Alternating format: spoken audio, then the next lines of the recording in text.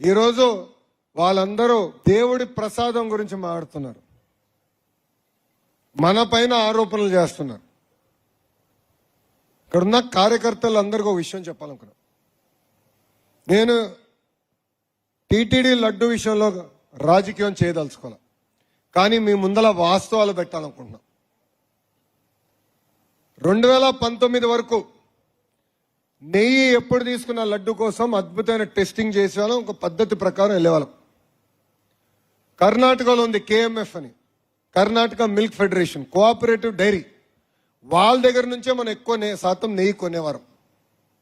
ఎంత రేట్ అయినా మంచి నెయ్యి ఇస్తారని వాళ్ళ దగ్గర కొనేవాళ్ళం.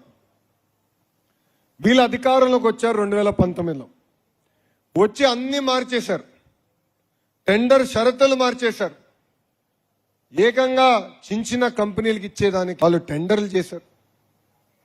దాని తర్వాత 2022లో శాంపిల్ తీసుకుని టెస్ట్ చేస్తే శాంపిల్ ఫెయిల్ అయింది. ఆ రిపోర్ట్ బయటికి రాకుండా తొక్కారు. మనందరం ప్రతిపక్షంలో ఉన్నప్పుడు చర్చించాం, అదేంటి నాణ్యత తగ్గినట్టు ఉంది లడ్డూలోని. ఎంతమంది సోషల్ మీడియాలో పెట్టారు, వీడియోలు పెట్టారు.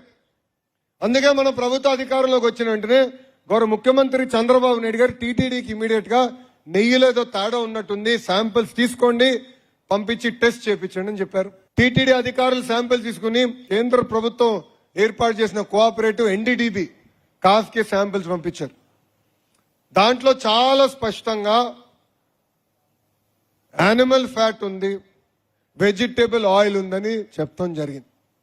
అది మొన్న వచ్చిన ఛార్జ్ షీట్ పేజ్ నంబర్ 35లో చాలా స్పష్టంగా CBI వాళ్ళు కూడా చెప్పారు. ఇది మీకు ఎందుకు చెప్తున్నానంటే ఇప్పుడు కొత్త డ్రామా మొదలు పెట్టారు.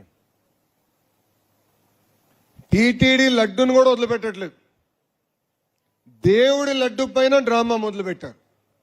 అందుకే మనందరం అప్రమత్తంగా ఉండాలి. ఇంకా చాలా డ్రామాలు చేస్తాడండి. వాస్తవంగా జగన్ గారు సినిమాల్లోకి వెళ్లాల్సిందే. ఆయనకు ఆస్కర్ కాదు కదా, భాస్కర్ అవార్డు ఇచ్చిండే వాళ్ళందరం కలిసి. అంత అద్భుతంగా నటిస్తాడు. వాళ్ళే తప్పులు చేస్తారు, వాళ్ళే కల్తీ నెయ్యి సప్లై చేస్తారు, తిప్పి మన్ అంటారు. అదేంటో నాకే అర్థం అవుతుంది. కోడి కత్తి మన పైన చెప్పారు. బాబాయిని చంపినప్పుడు హాఫ్ పేజ్, మొత్తం పేజ్లో హాఫ్లో ఆయన వేసుకునే ప్యాంటు షూస్ చూపించి చేతిలో కత్తి పెట్టి ఏకంగా నారాసుడ రక్త చరిత్ర అన్నారు. ఇప్పుడు దాని గురించి చర్చ. గుల్కరాయ్ అట్లనే చెప్పారు.